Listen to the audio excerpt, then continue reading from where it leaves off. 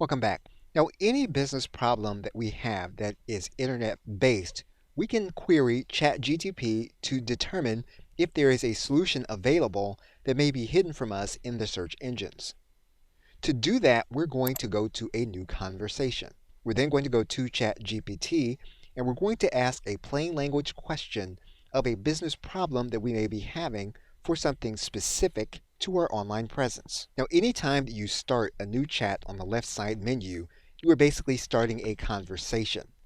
And so you can start with a question that will seem broad, and then you can come back and narrow down your question based on the results that ChatGPT gives you. So what we're now going to do is click enter. So what you have is you have an initial set of information. You can now come back and you can ask a qualifying question in order to continue the conversation and solve your business problem. And again, when you are typing in commands, even though you're typing in plain language, understand that you are typing into a machine. You are also typing in a machine that is scraping the internet for answers for your question. We are now going to click enter. Now, obviously, we can type in all of the qualifiers into one question area. What we're demonstrating now is the nature of a conversation. What we now have is specific information. We can now type in a follow-up question based on that information.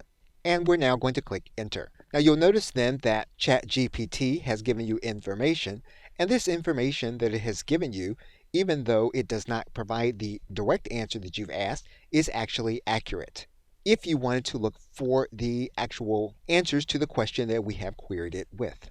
And we can type in a follow-up question about the information. As you can see here, we've typed in a follow-up question and we've been given an answer.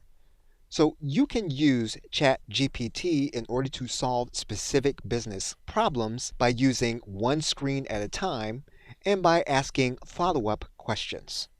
Okay, so with that, thanks, and I will see you in another video.